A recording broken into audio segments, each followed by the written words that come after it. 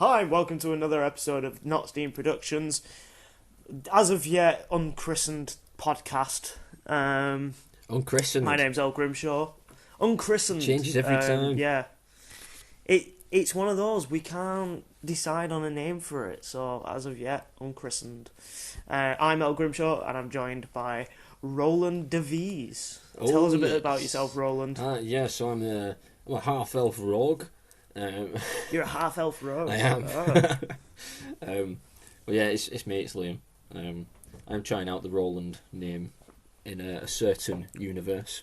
In I think universe. we should mention that sort of straight away. That when we go on to the what have you been playing? Is that we've been played our first sort of session of D&D last night. We have last night it was. Yeah. And yeah, I thoroughly enjoyed it. But if you want to just have a little chat about that. Yeah, so it's something that I've been wanting to do for a while. Being a bit of a nerd, I've always sort of fancied doing Dungeons and Dragons. But it's very much like a bit of a sort of street drug, but for cool kids. Because it's one of those, like, you can't just do it on your own. You've kind of got to be introduced to the right circles. Yeah, exactly. Stuff, you know. So it is something that I've always wanted to do, and obviously it's near my birthday, so I thought, why not? Let's have a game. So you're a half-elf rogue? Yeah, with a criminal background. With a criminal Yeah. background. And I'm 92 years old. But I live to I didn't realise you were so old. Yeah, we live to about 180, us half-elves. So I'm like middle-aged. Is that middle-aged? Sort of. It's like the middle part of his life. I suppose it is, yeah. I suppose. Well, I play a tiefling warlock who has amnesia. Yeah. And He's a lot of fun. he's not the most helpful. He's pretty good in a it is scrap, fun. to be fair. He is good in a fight. Well, that's it. Like, that's what you need. You want somebody that, maybe just use them as like the tank. Just throw them in where the danger is. Yeah. And just be like. I think that's going to be sort of our plan moving forward if we carry on our campaign.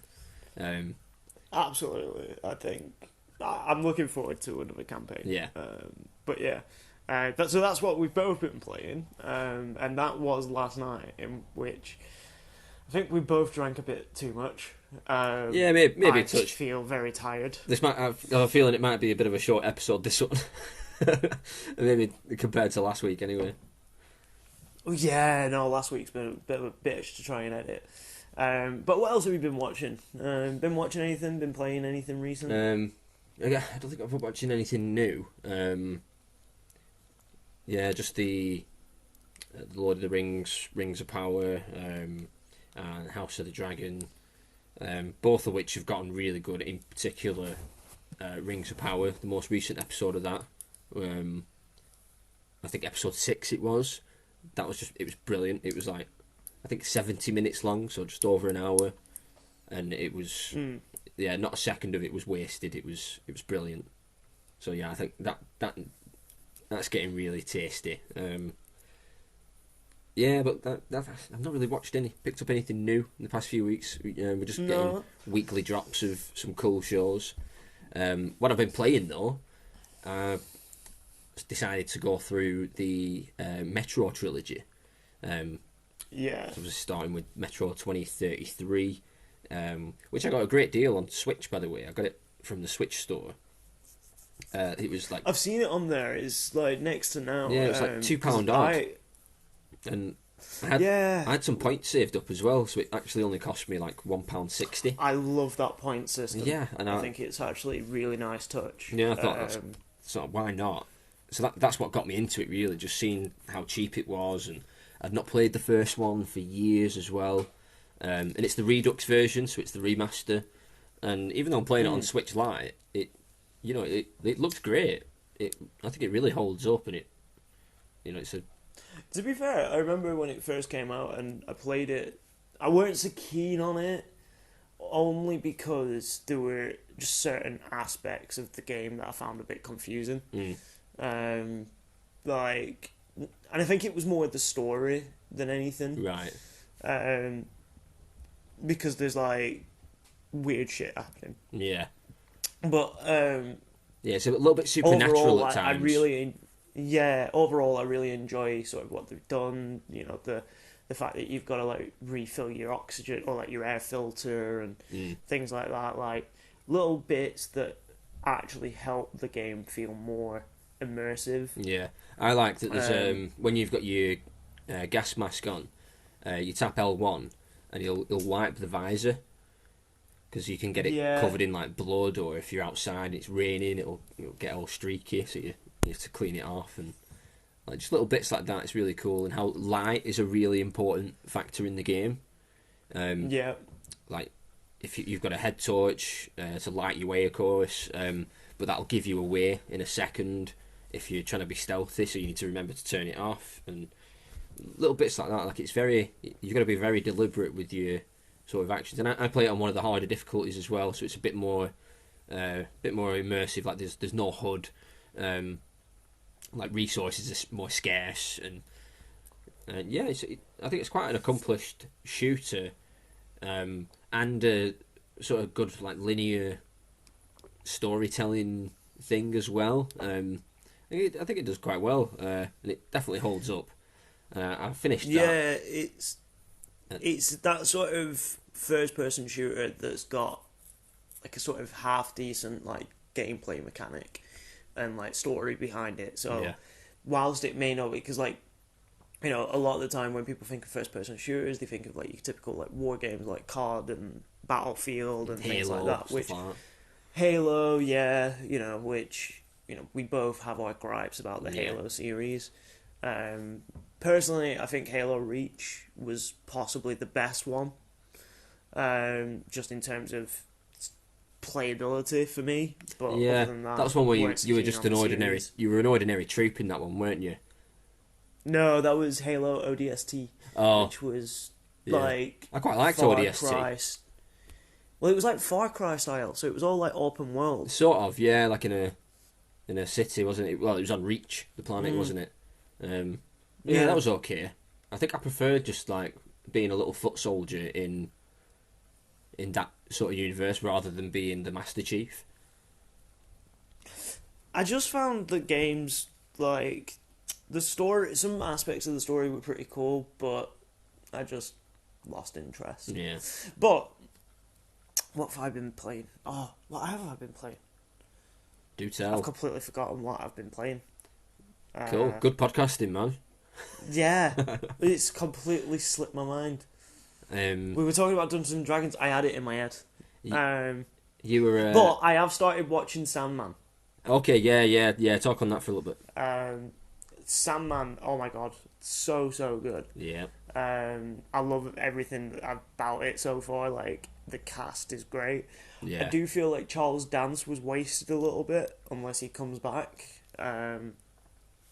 Like I would have liked to have seen. Well, I definitely would like to see more of his character. The guy that plays Dream or Lord Morpheus. Yeah. Like he's brilliant.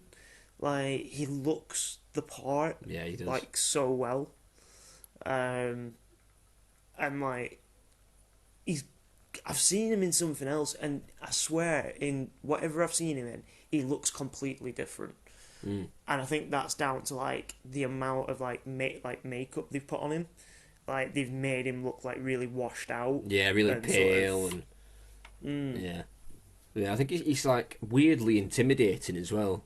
Even though he's only a slender guy, like he's not a big fella, but like sort of the way he carries himself, the way he speaks as well. Like it's written brilliantly. Yeah, I thoroughly enjoyed it. I thought it was one of the best first series of a show I've ever seen. Like, strong absolutely. as they come, definitely. Definitely for me, it's probably Neil Gaiman's best adaptation. Yeah. Like over American Gods, which I love American Gods, but this has more. It has more character to it. Like, there's definitely a level of humour there. Like, I love the characters of Cain and Abel Yeah. in The Dreaming. Them two are brilliant. I think one of them's called Asad Chowdhury. Oh yeah, yeah, yeah, I think he was in Taskmaster, yeah. and he was really funny in that. And he's also got a TV show where he plays. I think it's like a phone shop or something. Oh yeah, I Um, think that's what it's called. but yeah, like, and Joanna Constantine, which they've announced a sequel to the Keanu Reeves Constantine. Yeah, which I'm like, really? Yeah. Okay. DC makes some strange decisions, I think. Because this obviously Sandman is a DC thing, you know. It's linked to that universe, but Yeah. not so much in the way that everything Marvel is connected via the MCU. It's still, you know, Sandman is still its sort of own standalone thing, but I wonder if they'll sort of lean into the DC side of things a bit more in Series 2, now that they've finished with the sort of first chapter, if you know what I mean. Yeah, well, I've First not volume. quite completed it yet, so I'll be excited to see how it ends. Yeah. But like, I think I don't know because part of me doesn't think that Marvel are doing it justice. That like style of like narration and like having everything connected. Like, I don't think they're always necessarily doing it as best as they could be. Sometimes it does feel a little bit like just thrown on there. It's Yeah. like, oh yeah, we'll just quickly mention the Avengers, Mm. and it's like that's it. Yeah. Do you know what I mean? It's a Um, tricky thing with Marvel because the they sort of made a rod for their own back with how good the early films were and like the characters that they developed throughout, you know, the early phases. And then when you get to the end of phase whatever it was when there was the whole Thanos thing, and now it's like, right, well, now you've got to kind of start over, and it's like they haven't really got going since then. I don't think. no, Um, like don't get me wrong, I've still enjoyed a lot of the stuff I've watched. Like I thought the Loki series was brilliant. Um, I really like the She-Hulk series. To be honest, I'm quite enjoying that. need to catch up on that. To be fair, I've like we've sort of like missed out on quite a few episodes, but I'm kind of glad in a way because it means that like we've got something to like binge. Yeah, yeah. But like we've been also watching on YouTube. I think we showed you a little bit of it last night when you were here. But it's Ghost Files, which is on the Watcher series or Watcher channel, Mm. and it's basically two guys. One's a believer in ghosts. One of them's a massive skeptic, and they just go and record. But there's so much humor Yeah, between them. They've got like a really good chemistry where like because I kind of like those paranormal investigation shows. Like I don't really necessarily believe in it, yeah, but I just find them interesting because often it's like the history of the yeah, locations that I like. Um, but they do have their moments where you can sort of understand why people might think something's haunted. mm. But yeah, it's worth checking out. Yeah. Well, I saw a little bit, and yeah, the dynamic looks like, because I'm not interested in these paranormal investigation shows usually, um, so there would have to be something there, a different hook to get me in, and it's that sort of thing that would get me in. Like I love listening to, you know, a couple of pals who, you know, they're obviously really good mates, but Mm. you know they've got different views on something and they're debating and having a chat, having a laugh, winding each other up. And it seems that that's what the show's premise basically is. It's like the skeptic is basically shouting and giving shit to the ghosts, saying like, "Oh, if you're really here, come and kill me." And then his buddy's like, "You know, you can't say that." And and yeah, it does look quite funny, yeah. That's cool. No, it's worth checking out. Yeah. So have you remembered what you've been playing yet? Yeah, I've Oh. been playing Dead Cells. Oh, nice. Yeah, it's a good one. And so, been playing Dead Cells. It's a sort of roguelike. I don't fully get it yet. I don't really understand what my sort of task is. Yeah, there's not a lot of direction in that. It's one of those I don't think you can really finish. Because I've beaten the supposed last boss in inverted commas. Because the amount of like extra bosses that can appear later on, and then there's modifiers you can add on to find different bosses. Yeah, it's like, very, very Dark Souls-esque. Yeah, it's where it's like it's multiple playthroughs. It's cool though. There's a lot of different weapons and powers and stuff that are really fun to use. Like there's one, I think it freezes them. It'll like freeze anything that's like a couple of yards in front of you, and then you can smash them with something else. I really like that. That's sort of my style. Well, yeah, I really like it because it's got like sort of that indie feel to it, where it just plays really well. Although I do find the jumping mechanic really annoying, because it's one where like it's not always as responsive, depending on where you are. So like, yeah, but other than that, it's almost like a little perfect game. The visuals are great. It's quite funny as well. Like it's quite meta. Yeah, it is. Yeah. Because there's a book where whenever you die and like you're reborn, there's a book in there, and if you go and read it, it basically refers to a bunch of other like roguelike games. Yeah. So it references one of my favourites, which is Hyper Light Drifter. Did it talk about Spelunky? Hollow Knight, Spelunky. Yeah. What was the other one? Curse of the Dead Gods. Oh yeah, that's a good one. Like, that's a really good one. You know, and like the characters' sort of reaction to things can be quite entertaining. Yeah. And one final shout out, one that I've talked about before on the podcast, but you've actually enjoyed it a bit today, was Death Road to Canada. Yeah, it's cool. Yeah. It's a cool little. It's very much like inspired by the game, like Trail to Oregon. Yep. But with like combat sections, so it's kind of a mix of, like RPG and then sort of dungeon crawling, but it's set to the backdrop of like a zombie apocalypse. You could make decisions.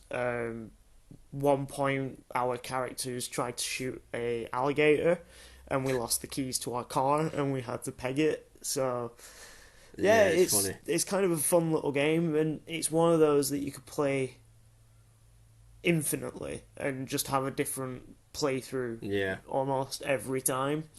Good party game as well. So it's it's a 4-person co-op. Yeah. And some of the characters that you get to play as can be very entertaining. We had a dog that was able to drive. Yep. Coralina, and a robot. Oh no, it was a robot. Yeah, robot. Not a robot. Yeah, little robot. Yeah, it was cool. I want to give a little shout out to Gang Beasts, because I'd not played that before, and we had a good go on that earlier, and yeah, that's great fun. I've seen loads of footage of it, and it looks fun. I just never had the opportunity to play, and yeah, I absolutely love that. That's a top laugh. One of the best sort of party games I've played, I think. Absolutely. Like, I did sort of say to you when we were playing it, like, one of the criticisms I do have is that there's not enough, like, maps. Yeah.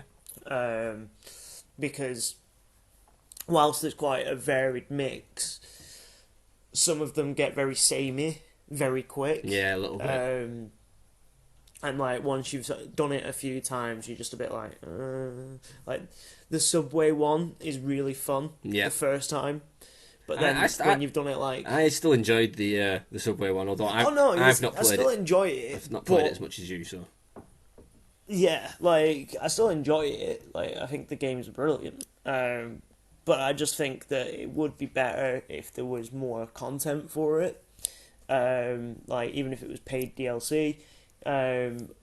reasonable paid DLC. Yeah. Or like even a map editor where you could create your own. Yeah. Like, I don't know. Yeah. It's only a little game Um, though, innit? And yeah. I do think Um, the maps that they have got are quite a varied thing. Like there's one where you're on top of trucks that are driving down the motorway and you've got to dodge yeah. signs and stuff, and there's like escalators where you've got to jump from one to the other. And yeah, I think it's quite good. Yeah, good fun. So yeah, cool. That's what we've been playing and watching.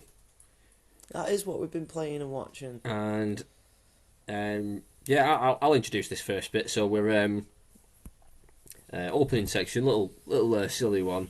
I think we mention this on a previous pod or something. I feel like we may have spoken about it separately, but yeah, what's the worst gift a boy can get his mother on Mother's Day?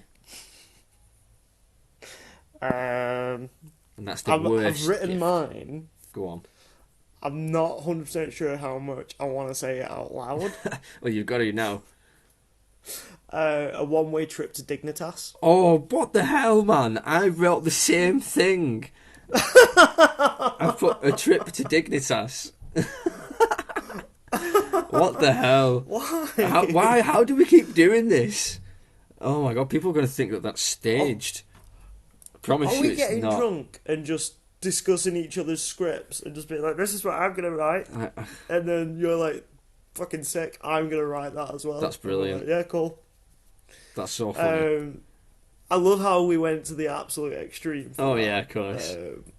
Because obviously that is the worst gift. Absolutely, yeah. You could get.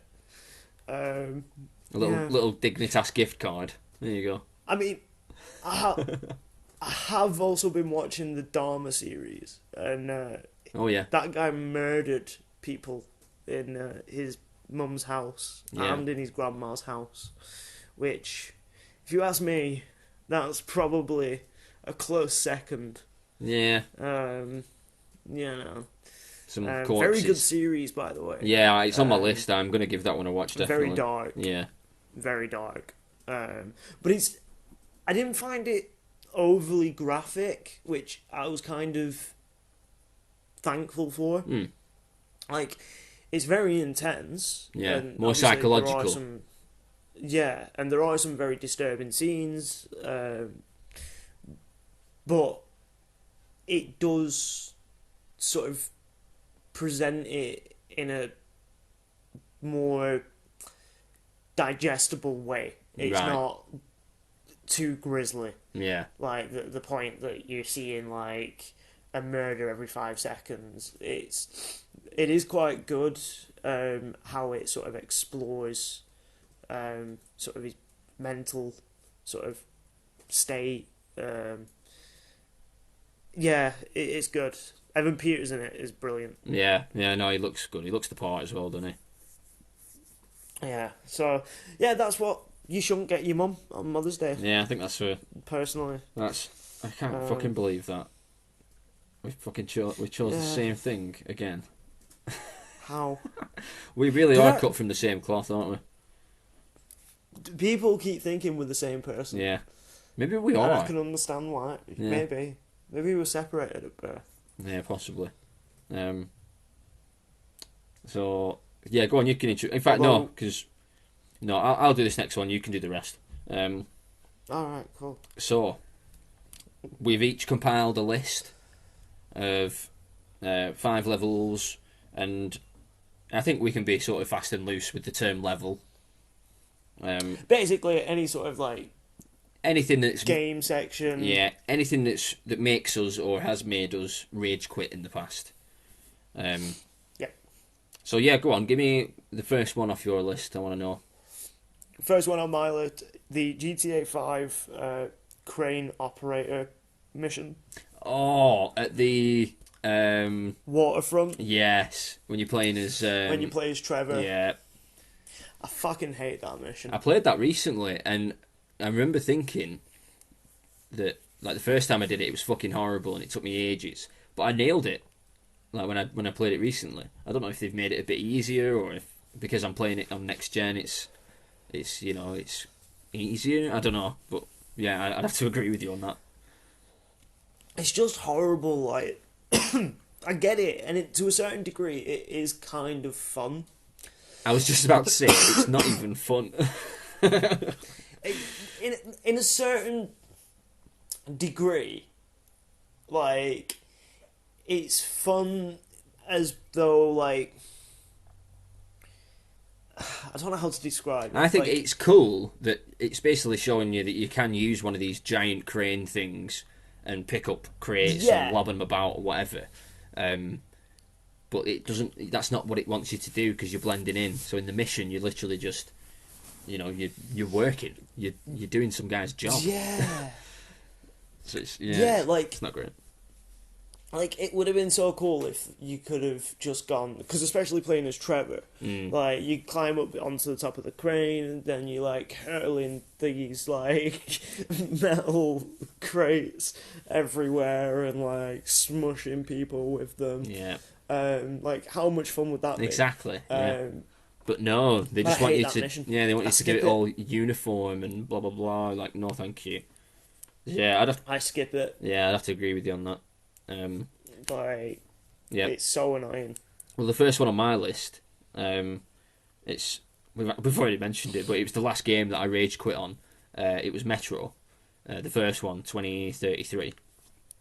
It was towards the end of the game, and there's a bit where you come up to the surface, and when you're on the surface, you have to wear a gas mask because of the radiation.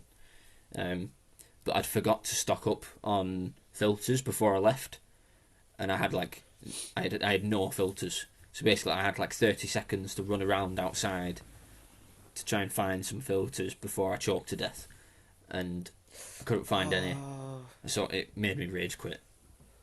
I've done that before. Yeah, so it wasn't too much of a bad thing. I just went back to the previous chapter, which was in a station where you could buy stuff. So it wasn't too bad, but yeah, it made me quit.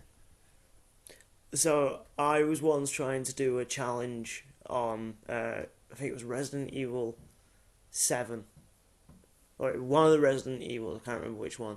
But I was trying to do it on basically just one save. So I was allowed to save, but I had to override my last save. I couldn't have multiple. Yeah, yeah. So there was no backtracking in case I did fuck up. And anyway, this got to this, like, area. And I put all my stuff into my inventory, like, into, like, your sort of, your cache to sort of keep it safe. Yeah, yeah. And I was sort of rearranging it, but I forgot to put any health kits or any sort of health packs, and I went into the boss area and it automatically saved when I went in, and I ended up, like, dying a lot, and I just stuff like that really winds me up when you sort of you forget to prepare for something and you're just like, shit. Yeah, no, I've been there. In fact, there was, I think on Skyrim, I had a save where it had automatically saved about a second before I got hit with some attack that kills me. So it's just like an endless loop of death loop. Yeah, of like the game loading, I die. The game loads, I die. It's just over and over, and you're just having to wait for it to load and try and pause it in the time between getting hit and it loading up so that you can reload from an earlier save. And oh man, yeah, nightmare. It gets annoying shit like that. So my next one is the Bridge to Nowhere on Crash Bandicoot. Oh yeah. Like, I know you're not a fan of the games anyway. Yeah. But that one, like, I don't mind them. I think they're kind of fun. I think it's more just nostalgic reasoning because it was one of the games I had growing up. Yeah. But I've tried playing the most recent sort of, like, reboot, and it's brilliant if you like that sort of game. Obviously, if you don't, then you're going to hate it. But that fucking level, I hate it it's like bridge, and like you've got to jump planks, but some of them will break, some Yeah. of them will thing, and then there'll be like gaps that you've got to like hop over, and it's tedious. I have rage quit that level so many times I always to the find point it. now I've just given up. One of the things I always had issue with the Crash Bandicoot games, with how it was difficult to sort of perceive how far he was, and like sort of the accuracy of the platforming. It was difficult to get it really accurate, Yeah, because well, it was, rather than it being side to side, it's like he's running either towards the screen or away from the screen. So it's like it's difficult to judge, and that always wound me up. yeah. I mean, they are they are hard games, Mm. like, you know, because they they do require like almost like fast reflexes and stuff, because especially some of them, like when you're trying to get through like super quick, Yeah, because you've got to be fast. That's kind of the point. Yeah, it's I hate that level. yeah, Meant to be agreed. a passion. I hate those fucking games, man. Yeah. Did you ever play the reboot that they tried to do? No, I didn't bother. I never Where liked the originals. Why would I play the reboot? it was like a beat 'em up. It was so weird. It had Yeah. some fun mechanics, but it was just Strange. at that point, like, what are you doing? Yeah. Did they not introduce a female character as well? There's always been a female character. Oh, right. Well, this just shows how little I've played of those games. Yeah, there's always had been no a idea. female character. I thought His they sister, just. Coco. Oh, right. I thought she'd just been invented for the reboot, or the sort of new sequel that they did. No, they did introduce like another sort of like female character later, but no, the most of the time his sister's always the sort of like other playable character. Right. Yeah. No, that makes sense. So yeah, go on. What's your So my next Next. one. rage-inducing level? Yeah. See, I'm not a very rage-filled kind of guy, so I didn't have a wealth of options to choose from on this. I don't often rage quit. So the next one I've already mentioned on the podcast in the past, but Ori and the Blind Forest, or it might even be Will o' the Wisps. Oh yeah. I forget which one it was. The first one in particular, really hard game. It has like these manual save systems where you have to remember to save, and it'll make like a little checkpoint where you do it. So then whenever you die, you'll come straight back to that. And that can be quite punishing if you forget to save and you've gone really far and then you die and it'll take you right the way back. So that's quite annoying. But the level in particular that made me rage quit was this spider boss. And you fall into this cave and there's this giant spider that comes at you, and it took me. It probably beat me 20 or 30 times, and then I quit. And I thought, right, I'll just leave that. And I came back to it a few days later, and then I beat it first time or second time. Yeah. So it's like the rage. Ultimate rage. Yeah, I sort of channeled the rage. And I do find that with a lot of roguelike games and like that sort of style of gaming, where like they are fun and everything, but I complete very few of them because I'm just like, I ain't getting past this guy. yeah, Like, I would have to grow an extra set of limbs to start playing at that level. You know, so, because like, I don't know, like, I've been playing Hades and I've still not beat the first boss. you've not beat the first boss. No. God, I beat her But I first don't- time. But I don't play it that often. Yeah. Like, it'll just be sort of like... What's your weapon as of and choice? when. I quite like the fists. Yeah, no, the fists are pretty cool. I quite like the fists. I think the Like, shield's they do probably a my lot of favourite. damage. I think I don't like the shield. It's too slow. one of the variants you can get with the shield is you throw the shield, but it sort of it moves around slowly, and just like continually spins and does damage to anything that it's near, and you can sort of time it and just put it onto a big group of enemies and run away from it, and it'll just continually do damage, and you're just off somewhere else, just dodging and stuff. But yeah, that's a cool one. I do really like Hades. Is it me or you next? It's you next. It's me next. It's you next. Yeah, what's your next one? So, sticking with the sort of nostalgia train, the Spyro flying sims. Okay. So, do you know the like you've got to like you're being timed and you've got to glide and you've got to collect items and stuff. Yeah, fly through rings and stuff. Yeah. I've tried to 100% that game. Yeah. I really have, but I've given up because I can't be arsed with those fucking flying sims. They can get fucked. Like, they're not fun. They're stressful. They give me anxiety. I'll sit there and I'll try it, and then there'll just be like things flying towards me, and I'm panicking, and there's swearing and there's sweating, and so I've just given up. Yeah. I've rage quit. But I still love those games. They're brilliant. The remake is beautiful. It's everything I've ever wanted in a Spyro game and more. I love Spyro. Hot take. Hot take. But I hate that fucking level. No, my hot take. Spyro's a bit shit. No, again, it's just one of those. Okay. It's one of those from that sort of generation where I was like, I think just because I was a kid, but I didn't want to be playing kids' games, and they were a bit cartoony, like Crash Bandicoot, Spyro, stuff like that. And I was like, no, I'm not playing that. I want to play something with guns. Ugh. So yeah, Right. maybe I'm just a bit snotty. I mean, I feel like you should play it. Yeah, Give it a go. I probably Especially won't. first Spyro. I'll be honest. Play it. Yeah, probably not. Okay.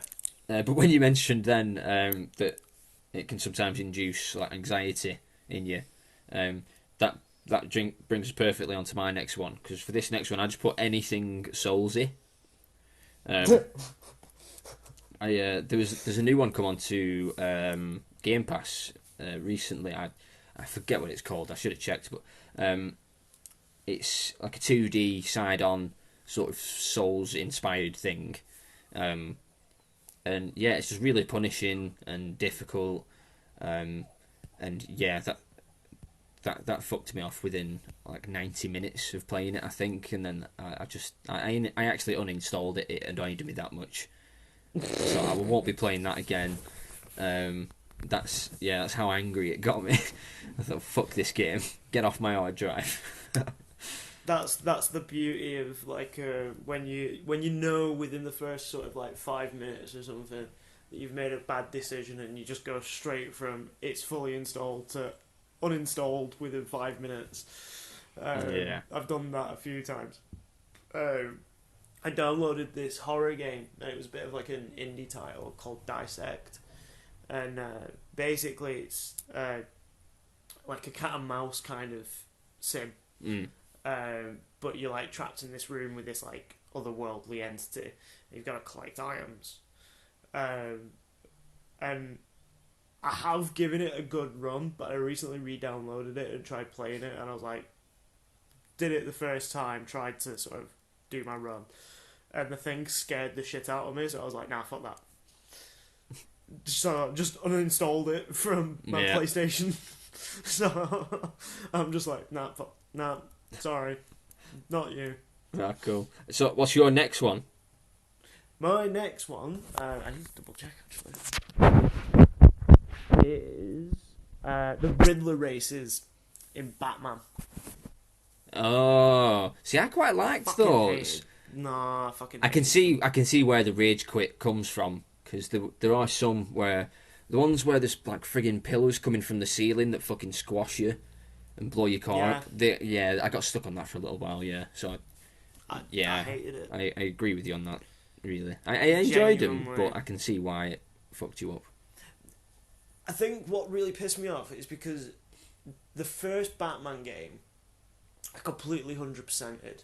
Like, I got all the Riddler trophies, everything. And then I tried to with Arkham City, but they made it more complicated, but it still felt true to what had come before it. But then when you had the Riddler races, like, a character who is obsessed with mind games and shit like that, what's he doing planning a fucking race course? Who came up with that idea? Like, do you know what I mean? It just felt like such a waste. Like, cool, yeah, do the races, but leave Riddler out of it. Yeah. Give it to somebody else. You know, like, let Riddler do his own thing. Don't bother him. And it made me hate the Batmobile.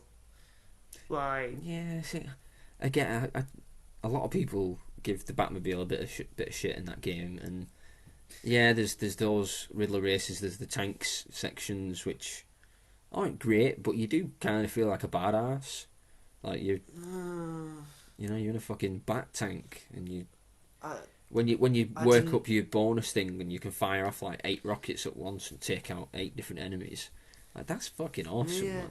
No, to be fair, no, I like the Batmobile, but I hated the fact that it was just effectively a glorified time trial. Yeah. For a character that, you know, like, he's meant to be some sort of like mastermind, and they were annoying race courses. They weren't interesting. It wasn't like a, you know, juicy sort of action sequence. It was just a time trial, and it just felt like, oh yeah, we've got a vehicle. Oh, just throw a time trial in. Yeah. You know? No, fair enough. I think lap it up. yeah, I think that's a fair enough take. Not sure I 100% agree, but yeah. The other thing that annoyed me about the Batmobile was just how much it was used as like a sort of like level design. Yeah. See, I quite liked that. I thought it was quite clever at times. I liked it, but it just felt sometimes like, because like in previous games you've had the option of doing, say, like stealth or hand-to-hand combat. Yeah. There were too many sections that forced you to just use the Batmobile and not maybe have like other strategies available. Yeah. That's kind of my thing. I know what you mean, but it's almost like, yeah, they spent all this time designing this car and, you know, programming it so that it works as a car and a tank. So yeah, they're probably like, well, we've done all this work with this car. We need to let the player actually do some shit with the car. If any of them are listening, if any of them are listening, they're probably screaming, being like, "What more do you fucking want? Yeah. We gave you the Batmobile." Exactly. Yeah. That's why. That's one of the main things for me why I love that game. You know, that game makes you feel more like Batman than any other game does. I would say it makes you feel more like Batman than the Spider-Man games make you feel like Spider-Man, if that makes sense. I've got to say, I think Arkham Knight is the best superhero game ever made. Oh, I don't know about that. I replayed it not so long ago, man. It's a good few years. It's a few years old now. Is it? It's good. It's awesome. I think it's better than the Spider-Man like games. Arkham City was better. Oh no, that's like story-wise. I think Arkham City was better. Yeah, possibly, yeah, but technically, nowhere near. But yeah, fair enough. I think we'll have to agree to disagree on agree on to that disagree. One. Yeah. Agree to disagree. So it's me now, isn't it? So yeah, it is you. So this one for me, because this pissed me off. It's happened a few times with games over the past couple of years, but I get to the final boss on something and I just can't beat it. So this one isn't the one that I've already mentioned a few times on the pod. This is actually from the final boss from Sifu. Oh. The Kung Fu game came out earlier this year, I believe, if memory serves. Yeah, early 2022, wasn't it? Yeah, about February time. And brilliant game. Like the hand-to-hand combat stuff in that is the best, I think, in any sort of brawler beat 'em up game. But yeah, got to the final boss, and yeah, I just can't beat this guy. I've done it so many times, and I try different tactics, different techniques, and can't beat him. Just can't do it. So I just haven't, and I haven't been back to it now for a few months, and I probably will at some point, but I don't think I'm ever going to beat him, and that makes me sad. Yeah, I mean, there are some games that I've had that very much are never going to get beaten, Yeah. no matter how close I've come. To be fair, my next one is pretty much all of Dark Souls 1. Oh right. Yeah. Yeah. It's the only one of them that I don't enjoy. Right. Why do you think that is? Do you think it's a more difficult game? More I unforgiving? don't know if it's more difficult. It's just it's a lot more sparse. Whereas like the more recent, every game is more accessible, and maybe it's because I'm understanding the games better. But like I go back to Dark Souls 1, and like you have your bonfires and stuff like that. Yeah, yeah. Well, majority of them are like interlinked in most other games. So you can either interlinked. So basically, you use them to like fast travel to places. Yeah, yeah. So you're able to complete a certain part of an area, and then like be able to fast travel back to the hub world and restock and spend your souls. But they don't really have that in Dark Souls 1. Like, it's meant to be sort of one continuous journey. Yeah, right. And if you go back, or you die, you start off pretty much at the same spot every time. And I don't like it. Yeah. It's really annoying. Because you can't just fast travel to places. Anytime you go back, you've got to go back. And I just feel like I'm not making any progress. Yeah. So I've given up. Yeah, that's one of the things for me with a Dark Souls game or any FromSoft game. It's like sometimes it gets to the point where it's like, well, I'm not progressing anymore. I'm literally just wasting my time. I may as well be hitting my head against a wall. Yeah. Like, so yeah, I'm getting to the point now where I just don't even bother trying with them. Well, I say that I tried that Souls-like one that I deleted. So yeah, I'm full of shit. But yeah, that brings me on to my last one. So this isn't like a specific level from any specific game. It's sort of a kind of level, or like a storytelling technique that they use in games sometimes that pisses me off. And again, I've mentioned this in the past as well, but I'm going to mention it again. Flashback shit. It's like, oh, your favourite character? Do you want to play as them when they were a child? I'm like, fuck no. I'm like, well, here you go. And you're like, great, yeah, nice one. I didn't ask for that. Yep. And then you start playing as them, playing it anyway. and they're just like, it's always the same thing. They're like, they were adventurous as children as well. Oh, look at him climbing this house. Shut the fuck up. Like, no. It's always usually like them finding a secret. Yeah. In a big house. In the house. Yeah. Yeah. It's always that. Yeah. I was playing Guardians of the Galaxy, and them bits were really feckin' annoying, especially because like they kept sort of like swinging back to it. Yeah. And it would be like I'd just get into like sort of the gameplay, I'd be getting into the story, and then it's back to another flashback, and it's like, yeah, that were annoying as shit. Yeah, that stuff winds me up, and like even when it's in like TV shows and stuff, I don't think it's not very often that it's done well. Like more often than not, it just feels like a cheap, cheap tactic, a cheap trick, Whereas I think I can't remember what I was watching, but they did it really well. I'll think on that if it comes to me. I'll mention it.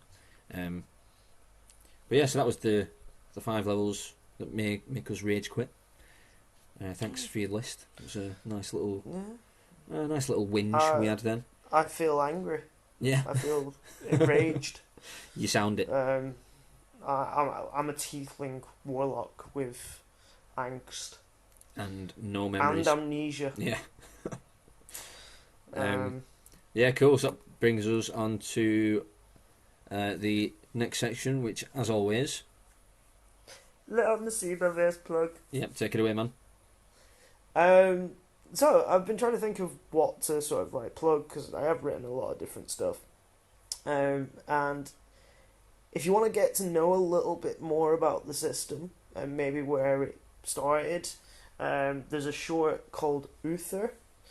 So that's UTHR question mark. It's Uther? Like Uthr. that, with a question mark. Uther? Yeah. Yeah. Yeah. I like it. It's kind of a bit of an experiment piece. Right. So it's not really much of a story. It's more like entries in a journal, shall we say. Okay, yeah. But it might help start to explain a little bit of what's going on with the system in my sort of expanded universe, the Cyberverse. Cool. Does it have a name? Or is it just Uther? Just Uther. Right, okay. Cool. Yeah. I'll link it in the thingy. Yeah. Link it in the thingy. Link it in the thingy. Link it in the thingy. And remember to ask for... That sounds dodgy. Link it in the thingy. Oh, yeah. I'm going to keep that. Yeah. I like dodgy. Don't say that to anyone. So, we're moving on to our main topic, main scenario. Fun little fantasy casting that we have. This week, it's the Tragically Magnificent Seven. Oh, yeah. So, bit of clarity. Basically, we're filling the positions of the Magnificent So, I've Seven. written Got some archetypes. a backstory. Yep, go for it. We've landed at the last friendly town in a frontiered wasteland. A hardcore army of bandits and monsters are hot on your tail. But luckily, Last Chance Saloon is hosting the Badass VG Character Awards. Using the Magnificent Seven format, fill the following roles. And we've got Sharpshooter, Gunslinger, Tracker, Gambler, Demolition, Psycho, and Brawler. Yep. Yeah, cool. Now, we can pick whoever we want, Excuse me. but there is one condition. Okay. They can only use weapons from the Red Dead games.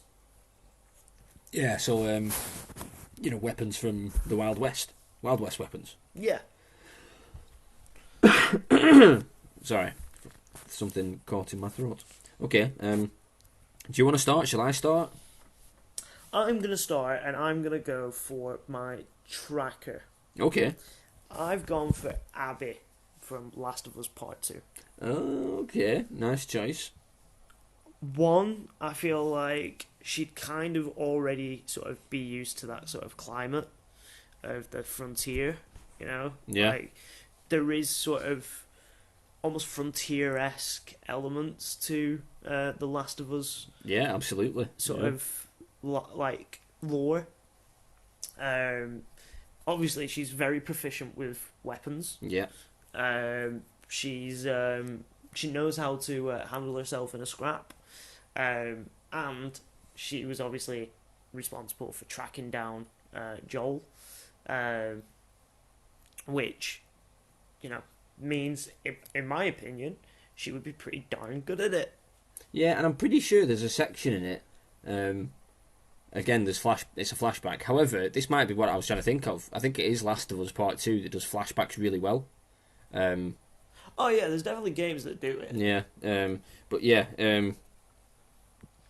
Can I quickly make a shout out, actually, flashbacks? Yeah, go on. I liked the way that they were used in Ghost of Tsushima, where it would, like, just before, like, you would get into a fight, you would, like, have a flashback to sparring with your uncle with wooden swords. Oh yeah, it was like as the like a little, tutorial. tutorial. That was pretty cool. Yeah. and because it kind of fitted, because it was kind of like him like remembering his training with his uncle, and then straight into a sword fight. Yeah. So it kind of worked in this beautiful sort of like flashback, but it's relating to him thinking, right, this is how I'm going to tackle this. Yeah. So yeah. So they can work, dude. Yeah, it's a good shout. Yeah, cool. So yeah, you've got Abby as your tracker. Yeah, Yeah. I was gonna say, I'm pretty sure there's a bit in Last of Us Part 2 where it's a flashback bit where she's with her dad, and I'm sure he's like teaching her how to track. Yeah. I might be talking shit, but yeah, I'm sure there's a section where No, I'm pretty certain you're right. yeah, he's I like, think. yeah, There yeah, is. I think there's precedent there that she's at least had some training in tracking. So yeah, and she's one of their like the Wolf's like top soldiers, isn't she? So she's obviously pretty good. And I just like her as a character. I think she's really Yeah, well written. yeah, I agree. Like, I empathise more with her character than I do Ellie. Yeah, I did by the end of it. Yeah, yeah, I was firmly Team Abby by the end of Part 2. Yeah. So who would you have as your tracker? My tracker, I've gone for Bloodhound from Apex Legends.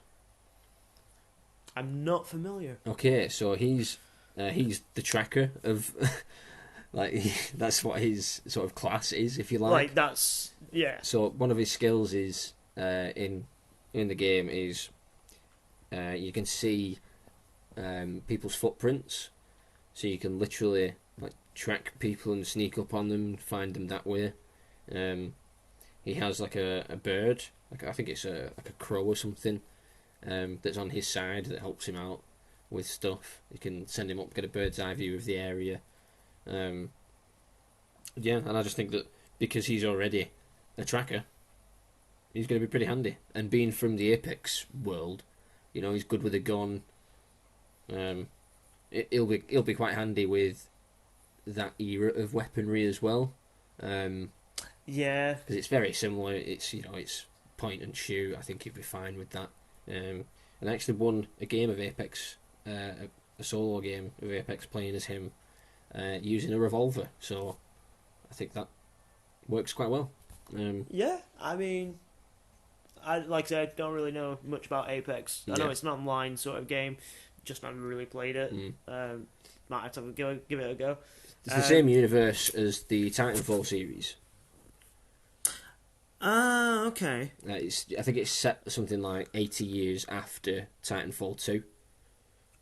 So you've never really played Titanfall either. Oh, now that's a good, especially the second one. That's a really, really good first-person like campaign, like linear campaign. That's really, really good. Yeah, I think it's on PlayStation Plus. I might give it a go. Yeah, that's worth a try. My brawler is Wei Shen from The Sleeping Dog. Yes. Yeah, good shout. Such a good game. Yeah. I'm like really annoyed it never really got a sequel. Well, it sort of was a sequel as well. Like it started off life as a true crimes. Yeah, but then they changed it for whatever reason, like legal stuff. I don't know, but yeah, Sleeping Dogs was awesome, man.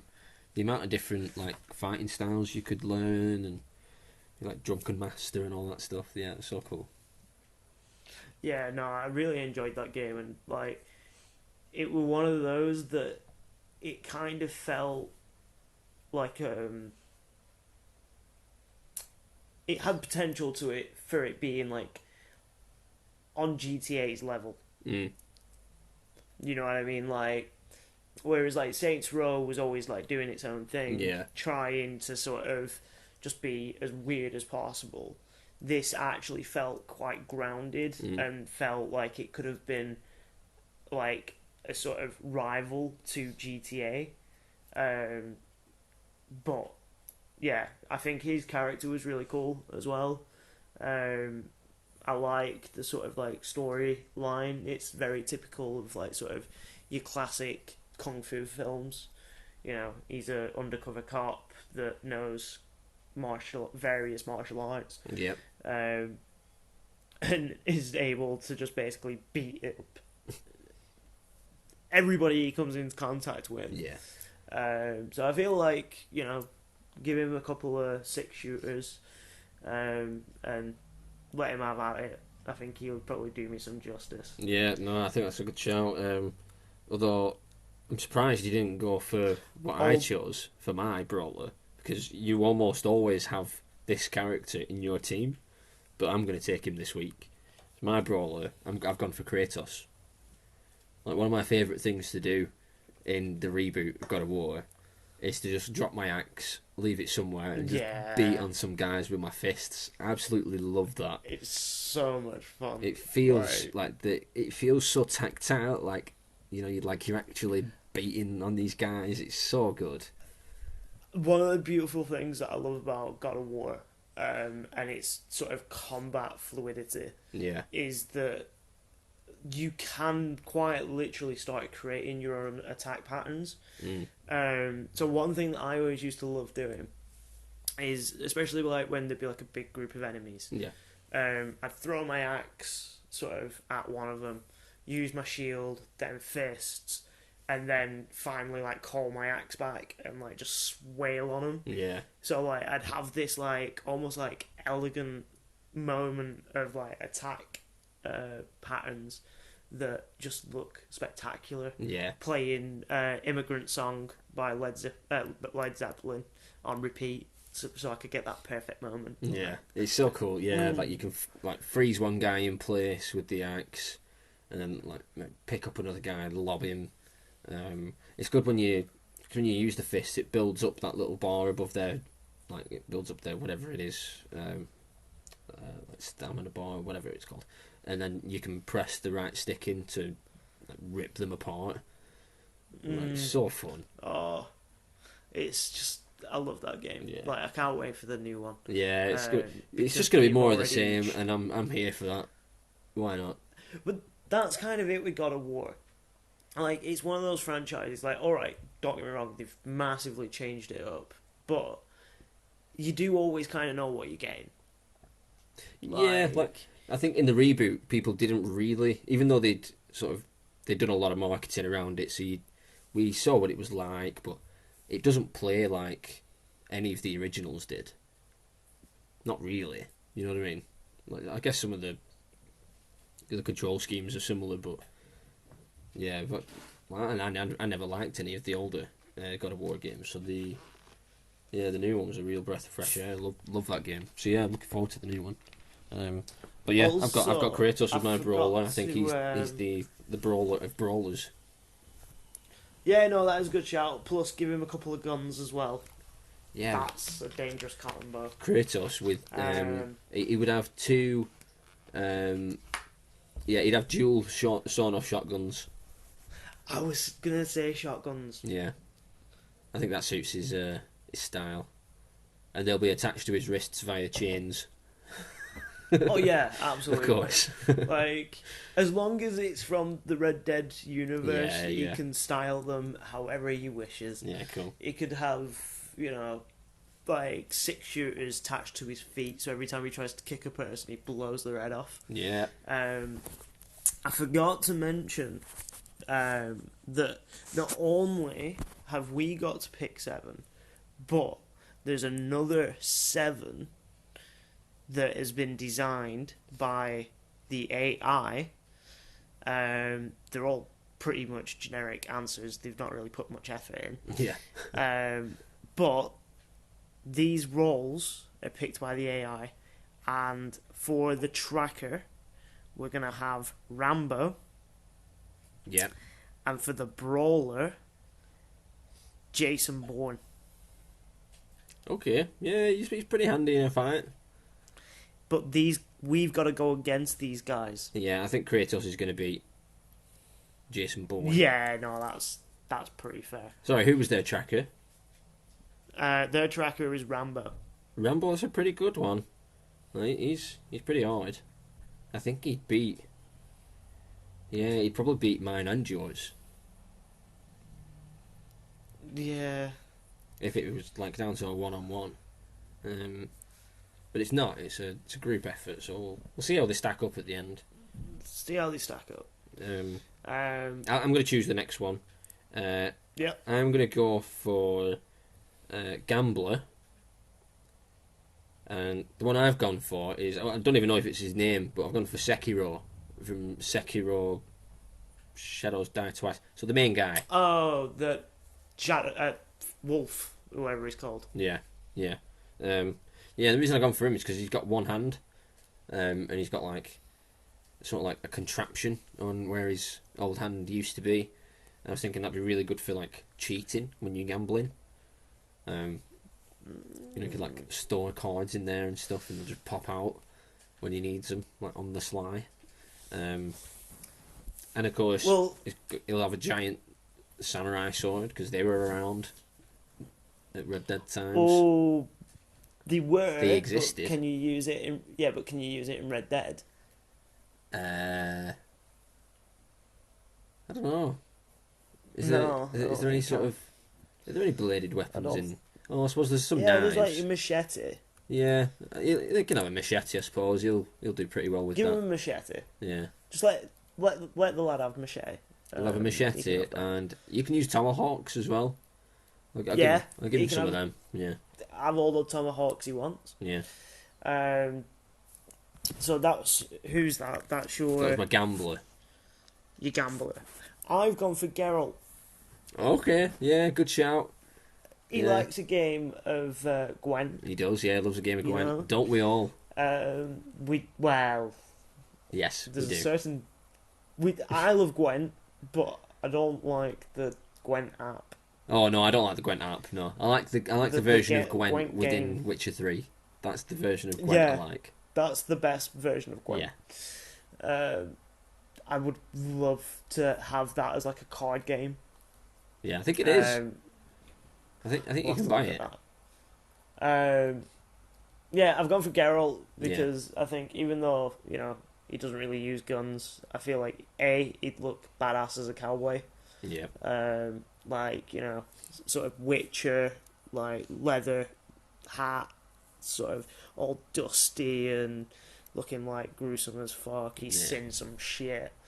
And he could have Gambler. If he's got like 2 pistols, he could have one with normal bullets, one with silver bullets. See, if they ever make a new Witcher, which they are working on one. Yep, they are. I do kind of want to see it, like maybe a couple 100 years in the future. Yeah. With like newer technology and like look at having guns, like flintlock rifles and stuff like that, where you've like.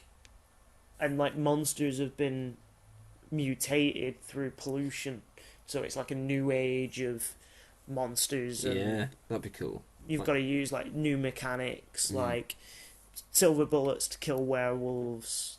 Do you know what I mean? Like, I'd love to see that. So I'm bringing Geralt in just as you can be my Gambler, mate. Yeah, I think that's a good shout. Who's the AI's Gambler? The AI's Gambler, James Bond. Oh, that's a pretty good Gambler. Right, that's not bad. So do we think either of our guys could take him? If it was in a fight, probably. I think so. Like, my guy could die twice. So he's got that on his side. I feel like Geralt would probably be able to stand his own against... Yeah, I'd like to think so. He's got a bit of magic as well, hasn't he? Yeah. Like... Yeah, I feel like he'd be able to stand his own. Yeah. Who have you gone for on your sharpshooter? Michael DeSantis from GTA 5. Oh, okay. Yeah, he's got the skill, hasn't he, for marksman stuff. Where he slows down time. Yeah, like he's able to slow down time. He basically uses Deadeye. Exactly. Yeah. So I've gone for him. Yeah. Who have you gone for? I've gone for Carl Fairbairn. He's the main guy in Sniper Elite games. Oh, okay. So the one where it famously follows the bullet and then X-rays the guys, like the skeletons as the bullet goes in slow motion. Love that. Love those games. Really, really taking one mechanic and just leaning into it whole hog. I love that shit. And pretty good like stealth sims as well. Like I've played the latest one, I think 5 it is. Yeah. And yeah, pretty good stealth sims as well. So that's always good. Yeah, he's just awesome. He's like the best shot going. Like a guy that can shoot Hitler in the ball. It's just amazing. How would you not want him on your team? Exactly. And as well because it's based in the Second World War, he'll be quite used to a lot of the weapons that are available to him. Yeah. He'll have undoubtedly used like the carbine rifle or whatever it is that's in Red Dead 2. Yeah, that's it. So again, he's going to be pretty good. Probably going to stand his own. Yeah. Let's see who the AI's picking. The AI's picking John Wick. Ooh. Shit. Yeah. I think the AI might have us on that fucked. I think we are both a bit fucked there. Yeah. I think John Wick could take on both of our guys at the same time. Probably. It takes out with one shot. Yeah. Fucking, he'll have it like, he'll shoot it, have it ricochet off like my sniper, like hit me in the head, and then the bullet will just like fall into your head. Yeah.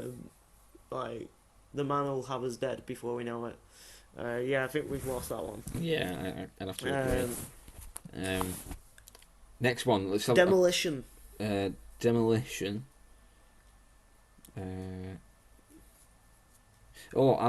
I've gone for Colossus from the X-Men games. Okay. I put X-Men Legends. There was Legends and Legends 2 back on, like, I think I had them on GameCube back in the day. And they're sort of like... They were actually really fun then. They were like a dungeon crawler, weren't they? Yeah, they were like isometric ones where you, like, up to 4-player co-op, you've got a 4-man team, you're running around and using your abilities and stuff. Really fun game with like destructible environments and stuff as well. You could like throw enemies into walls and it'd like break the wall down, which was really cool. And yeah, I just remember one of Colossus's moves was he did like this sprint thing and literally nothing could stop him. So he'd like run through walls and people and bosses and stuff. So yeah, I think having a big metal like walking wrecking ball, that'd be pretty good for Demolition. Give him some guns as well. Like, why not? And you know, he'll look cool doing it as well. Yeah, like all metal. Yeah, you know? I'd still have him with like some cowboy stuff on and a hat and all that stuff. Yeah, you've but yeah, kind of got I think he'd still look cool. Like, well, that's kind of why my character, so my Demolition character, would be my GTA Online character called B. Okay. Who he always wears like this mask. That's Yeah. like it's like a sort of stealth mask. And I don't know. I've just grown fond of him over the years, and my play style is very chaotic. So I usually end up blowing the shit out of everything. Yeah. So, you know, give him a couple of cowboy guns and dynamite. Sticks and I of feel dynamite. like he'd probably, he'd get shit blown up. Yeah, sweet. So let's see who the AI's got. Yeah. Steven Seagal. Oh, okay. Yeah, I feel like both our guys could take him. Yeah, I'd agree. Yeah, I think there's good shouts there. Have you ever watched the Steven Seagal film? Not for a long time. I've watched a few when I was a kid, but I realised how damn cheesy he is, man. It's some bad shit, that. It's like he always comes out perfect. Yeah. Like, it's just like, dude. Yeah, it's so silly. Stop. Um, Like, Who have you got as He your clearly loves gunslinger? himself. Who have I got for my gunslinger? John Marston. Of course. Well, I suppose it's only fitting that we've got a real cowboy in the group. Yeah. He's a badass character. You know, like I do like Arthur Morgan, I was going to ask but why not Arthur Morgan? I don't know. I feel like John Marston for me just because He's the OG. I had more. I had more fun just sort of doing like the shootouts in GTA 1, GTA 1 in Red Dead 1. Right. I just had more fun doing the 12 o'clock shootouts and stuff like that in that. And I don't know. I just picked John Marston. Yeah, no, I think it's a fine choice. My gunslinger, I've gone for Colt Vaughn. He's the main guy from Deathloop. Oh, okay. And he's like he's head of security for the island. So he's handy with guns. Obviously, when you start off the game, he's got amnesia, so he doesn't remember his own name at the start. But he's immediately good with guns. Like he's had that much time with them that he's just cracking with any sort of gun. Like when you do like the reload animations, some of them are like a bit flamboyant. Like he'll spin the gun round on his finger and throw the clip in, and he's not just doing it quickly or like tactically. He's showing off. He's a having little fun bit. with it. Yeah, and I think that's quite important with a gunslinger.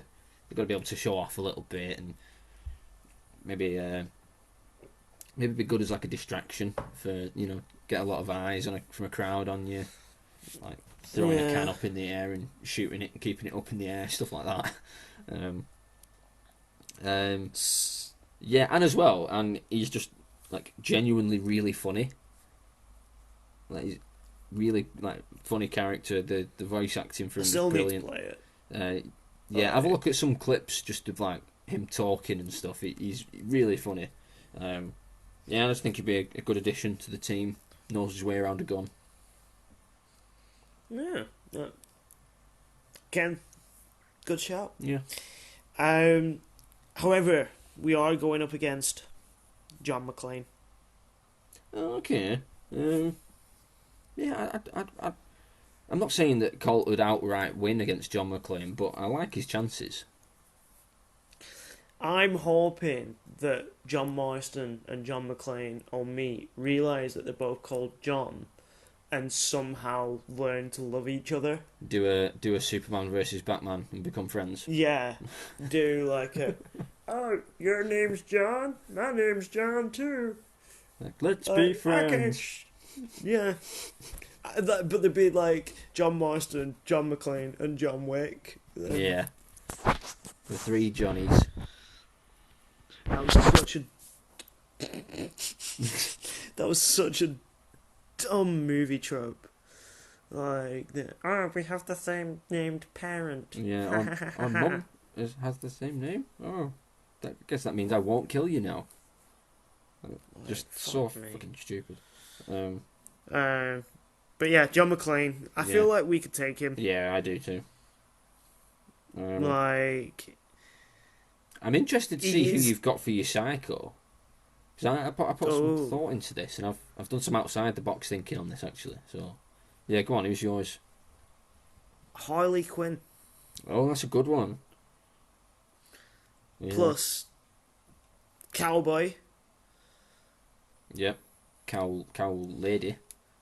Yeah. Yep. And I feel like she'd be pretty handy with a couple of rifles and stuff. Oh yeah. And she'd be well up for like running around as an outlaw in like some frontier. Yeah, she would. Yeah, that'd be definitely be a sort of cup of tea, wouldn't it? Yeah. What's your psycho? I've gone for Arya Stark. And I know what you're thinking, like, video game? She's in that new... I'm not sure if it's Multiverses, it's called. For fuck's sake. Yeah, she's in one of them. And I just think, like, as psychos go, she's quite sort of calm and calculated. Yeah.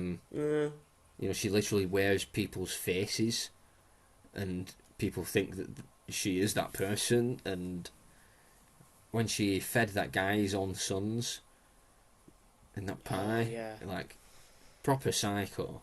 And although she's got no experience with guns, make sure she's got a nice big knife, because we all know she's good with a knife.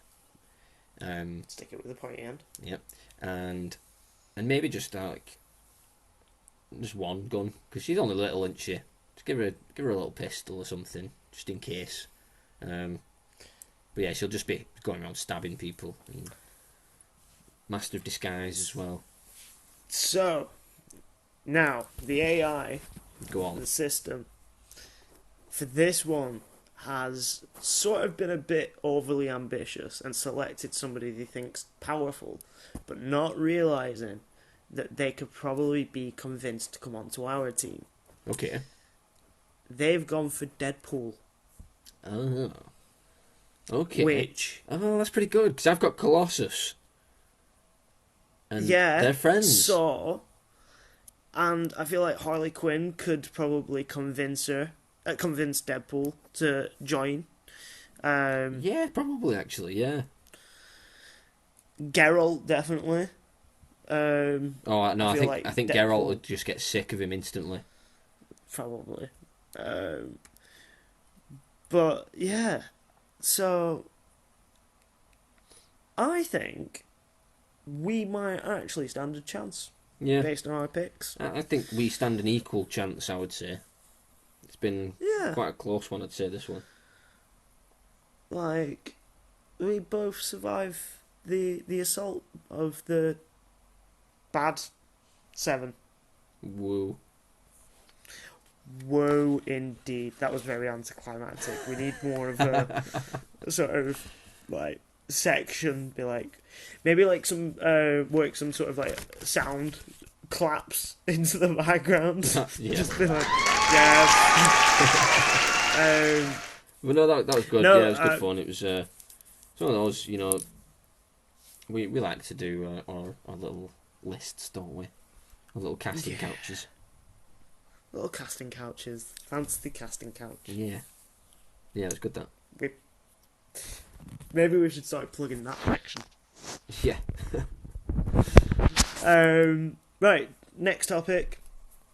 You're a musician, so I want to sort of... How do you nail a good song cover? Yeah, so when you posited this to me in the podcast plan, I took it sort of literally, because obviously I sing a lot of covers, and I just sort of thought about my process of when I'm doing a cover, or when I'm sort of learning a cover. So I've never really thought about it, but I guess first thing I'd say is like find a style or a song that sort of suits you, suits your voice, but also your taste as well. Because I know it sounds kind of dumb, but because obviously why would you be covering a song if you didn't like it? But I just feel like if you're playing a song that you love and you know you're doing a cover and you're singing along, that's so fun. Like I find that so fun, so enjoyable that it matters what you're singing, if that makes sense. Which again, probably a stupid thing to say, but yeah, there's that. Obviously, a lot of practice. I think as you get more comfortable with a song, you can add your own bit of flair to it, if you like. And, bit of a twist on it. Yeah, and start playing with maybe the timings of it, or maybe change the tempo, or maybe there's all sorts. You know, you can play around with it. Like you've got to remember to sort of keep that sort of artistic license. Like, all right, yeah, you might not have written the song, but you know, you're the one singing it. You can do it however you want. Yeah. And yeah, just enjoy it. Have fun with it. But yeah, go on. Like when you hear a cover, like I know you were mentioning that there's lots of covers in the charts these days. Yeah. Some of them, like, sometimes it can be great, you know what I mean, but, like, it's come to the point now where I'm just, like, listening to the radio or something at work, and, like, majority of the music that's on are just either covers or resamples or just, like, some sort of old track being reused, like a nostalgia bomb. But, like, there are the, like, odd few, like, one of my favourite ones is Holy Driver by Killswitch Engage. Oh, right, yeah. Which is like a much heavier version of the original song, which is already a heavy metal song, but this is like a sort of more metalcore version, and it just works beautifully. Yeah. The guy's voice, Howard Jones, like, he's brilliant. Like, he's got such a nice, like, singing voice. Things like that. I know he's a controversial character, but a few of the Marilyn Manson songs Right, that he's done covers of, where he's kind of made it his own. So, like, he did the one Sweet Dreams Are Made of These, originally written by Eurythmics, and I like both songs. Yeah. And I can't decide which one I prefer. Obviously, I know the original's probably the one that a lot of people would say is better. Yeah, but I would have to. he's done it justice. Yeah, I'd say that's fair. Do you know what I mean? And he sort of takes what I was saying to heart. You know, he's found a style that suits him. And yeah, you know, he puts his own twist on it. So yeah, I'd say, even though it's not really for me, his sort of stuff, I get why people like him, you know? Yeah, absolutely. Even though he is a fucking weirdo. Yeah, I mean, we've known that for a while, though. Yeah. But yeah. So yeah, that's our take on how to nail a good song cover. Yeah. We have... Tricky subject, really, because, you know, it's so... Well, I like to sort of bring in a bit of music. Yeah. Like, we talk about bands and stuff as well. So, yeah. Biggest gaming disappointments of the last 5 years? Yeah, so... I'll be honest, when I was doing this, I didn't look at the years that stuff came out, but I'm pretty sure they were all in the last 5 years. And, like, mine are all kind of tepid takes, I suppose, because... you would just sort of... I know you'll agree with me, like, wholesale when I tell you my list. Like, Avengers, Anthem, Cyberpunk. I think it's quite a obvious list, you know? How weird. I've also got Avengers and Cyberpunk. Yeah. But I've gone for No Man's Sky. Okay, yeah. In mine. Like, alright, it's looking a lot better, and Yeah. I'm kind of excited for it to come out on Switch, because I feel like that's one of those consoles that, or one of those games where you can just pick it up and play. Yeah. And, like, you know, like, if you're on, like, say, the train going somewhere and you've got your Switch on you, you can play it for half an hour and maybe just make a little bit of progress, but it's that sort of one that you keep coming back to and explore a bit further, and, you know. But when it first came out, it wasn't what was advertised. It was a very, very much like Fallout 76, which we were talking about earlier. Very empty world that just didn't really have much going for it. Empty universe. Lots of empty universe. worlds. Yeah. Literally. But yeah, so it was just, which is another reason why I'm a bit skeptical about Starfield, because I think they're claiming to have like over 1,000 planets. Yeah, that you can land on. That you can go land on and stuff. But it's like, how much of it's actually going to be worth visiting? So, well, that's it. It's like, because they're saying that like they'll all have like a settlement or like a base or whatever. But then the rest of the planet will be procedurally generated. So I guess it depends on the planet, I guess, on like what's going to be there, what's supposed to be there. That's probably still one of my most anticipated games though. Because It just looks But I like don't want Fallout in space. procedural. And I'm like, yeah, go on. We'll see. Procedural done correct, like done well though, is brilliant. Yeah. But with the Avengers, Yeah. not what we fucking wanted. Nope. Like, you know, I wanted an actual Avengers game Yeah. where I could play as, you know, even if it was like each mission you played as a different Avenger. Yeah. So like you'd like switch it up. Like you'd be Yeah, I'd be one down minute for you'd be that. playing as Iron Man, then you'd be playing as like Captain America, and like in the cutscenes you see them all together, and it's like you'd switch and between them Yeah. during fight scenes and stuff. You know, like it could have been a lot better than just an online service Yeah. See game. that was the biggest turn off for me. Like it felt like, because like the combat and stuff was fine. Like it was actually quite a serviceable combat model. It's quite fun, and all the different characters feel quite different. But it just felt like the mission designs were so samey.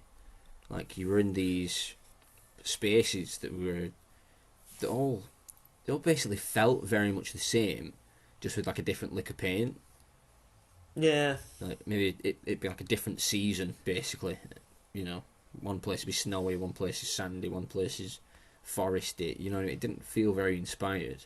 And all the enemies were robots, basically, and Yeah. there wasn't that much variety with them. I mean, I tried to play it a little bit, and I didn't really get that far into it because I was just like, this is boring. I don't like how Like, because it's not linear, is it? Because when you're in between missions, it brings you back to the hub world, which is like the what is it, like a downed helicarrier or whatever.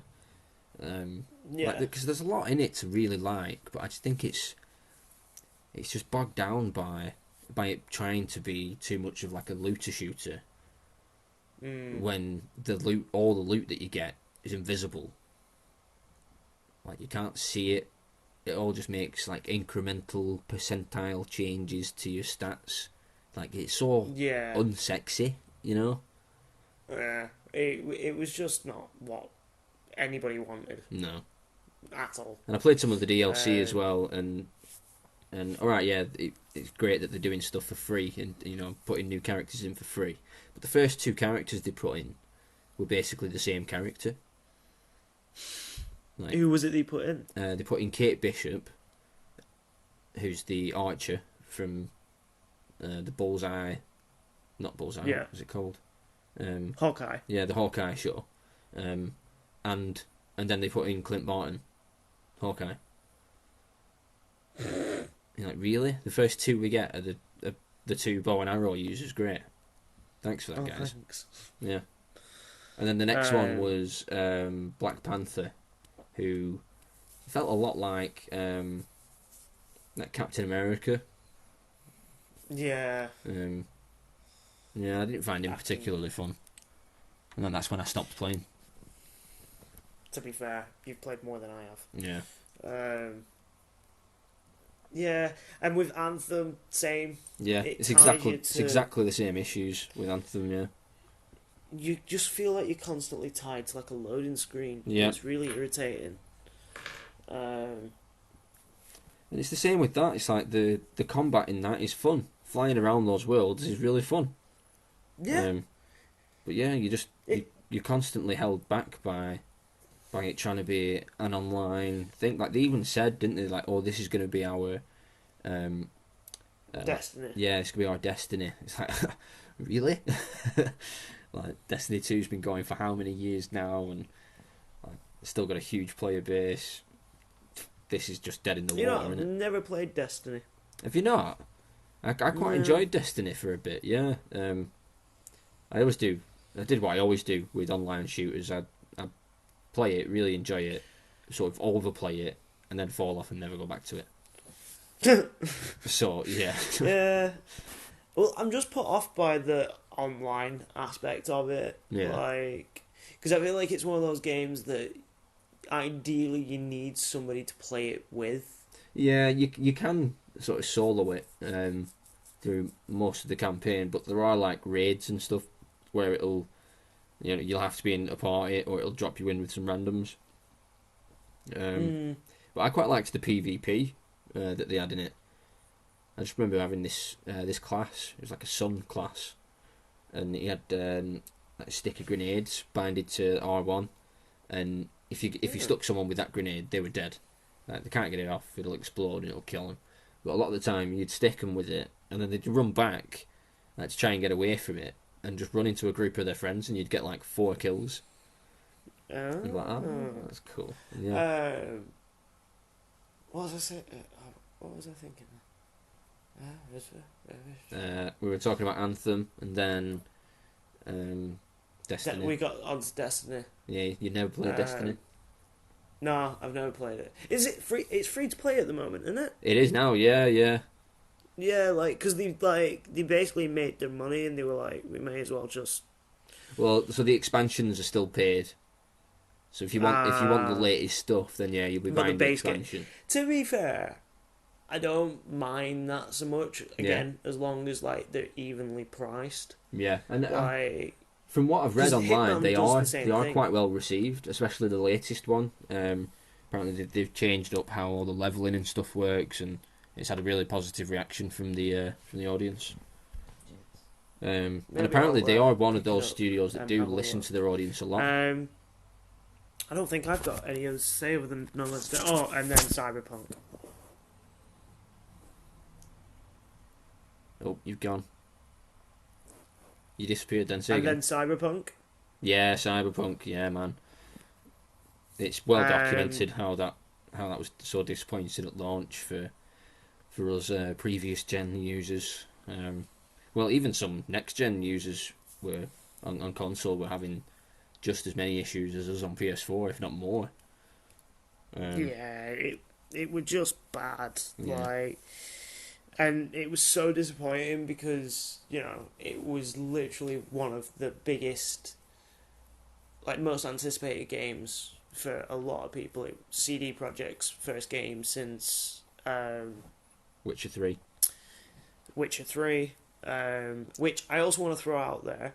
Their feckin' Gwent game that you can play is shocking. Yeah, it's not Gwent. I don't get why they wouldn't just have it exactly the same as it was in The Witcher 3. Makes no sense.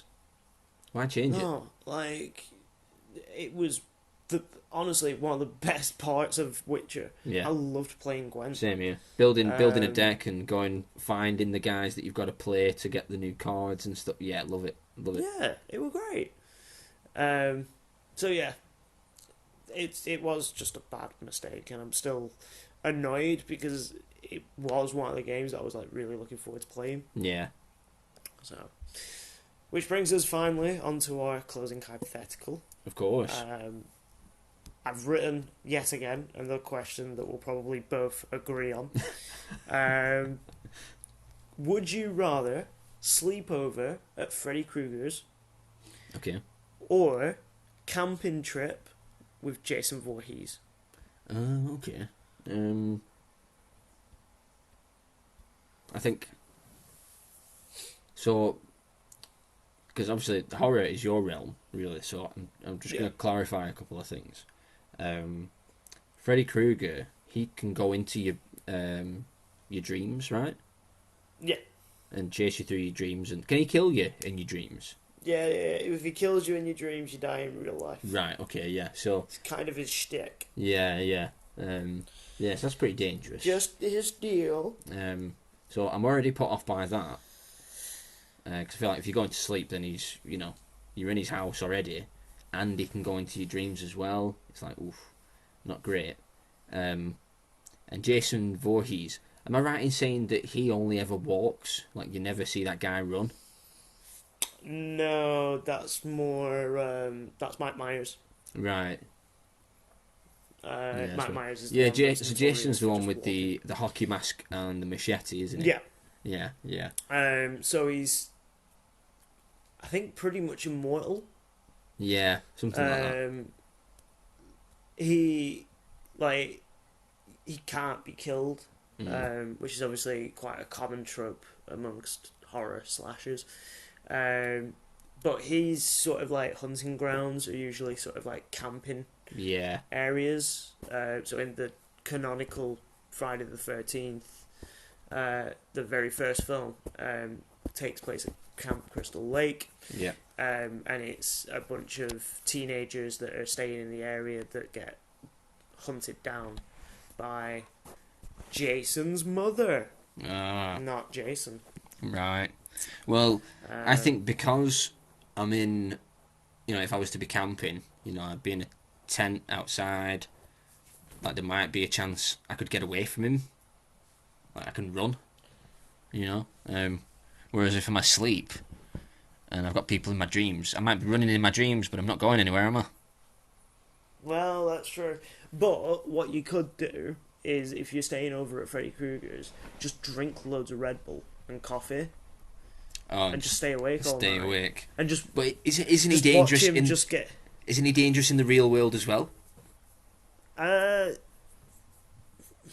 Not so much. Right. I mean, in some iterations, yeah. But in the very first film, the sort of Nightmare Before Christmas, Nightmare on Elm Street, he could only do damage in your dream because he's like a ghost. Right. Yeah. So he can't really exist outside of the dream space. But like, yeah, I imagine he could probably still hurt you. Basically, imagine Terry from Rick and Morty. Yeah, well, Terry the. I think because there's hand. I think because I've got some unknowns when it comes to Freddy. I think I'd feel safer taking my chances camping. Well, am I camping with Jason, or am I just like in his territory? No, you're actually camping with him. Right. Okay. So there's a good chance in both of these, you're not going to be the target. Right. But you may see some shit while you're there. Yeah. Yeah. Again, might. I'm gonna go with camping with Jason because I feel like there might be an opportunity for me to run. Because even if I'm not the target, I don't want to see shit going down. I think I'd probably go Freddy Krueger. Really? And I'd just I think I'd just try and keep him stoned or something. Right. And just be like, look, you don't need to murder anyone. What if he falls asleep? Pizzas in. Then we twat him. Right, okay, sweet. We'll beat him up. Yeah, that'd be, to be fair... If Freddy Krueger falls asleep in front of you, it's a no-brainer. Kick him to death. Yeah. Burn it with fire. And Jason, throw him in the lake. First opportunity you get. Yeah. That's their weaknesses. But yeah, I think both of us would probably hate that experience. Yeah, no doubt. Although we came to different conclusions. For once, yeah. I'd go to Freddy's, get some Zars in, watch a couple of episodes of Sandman, get into the mood. Yeah. And then just try and sort of steer him away from murdering Get him into teenagers. the mood. Are you trying to get him to go to sleep, or are you trying to fuck him? No.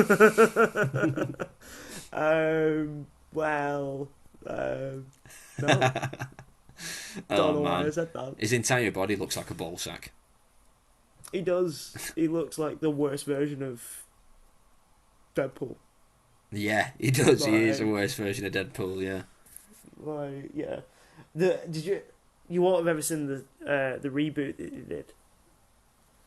Nope. Right. Well, they got the guy from Watchmen that played Rorschach. Oh yeah. To play Freddy Krueger. Mm. But and previously in the sort of Nightmare on Elm Street films, they've always used prosthetics and makeup. Yeah. But basically in the Michael Bay film, they used CGI to create him, and it was garbage. Oh, right. One of the worst remakes I've ever seen. Yeah, because Michael Bay's shit. Yeah, he is. Really not a fan, man. No. I struggle to think of one good film that he's done. I can't think of any. Like, I don't mind the first I Transformers was just film. about to say the first Transformers is probably the only one that I can stomach. Yeah. After that, they just got tedious and very samey. Yeah. Well, sorry if it's been a bit low energy this episode. I've sleep deprived. We'll make up for it Um, on the next episode. We'll have Yeah. 50% more energy each. I'm gonna do speed. And Oh, okay. no, You do you, mate. I don't condone I'll these drugs. have a strong cup of tea. Strong cup of tea, Yeah. a builder's brew. That's Yeah, what we need. That'll do me. Thanks for listening.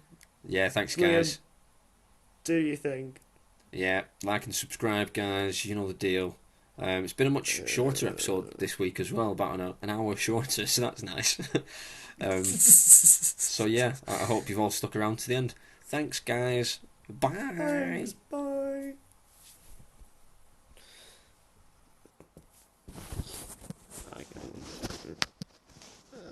Just let me go, Vance.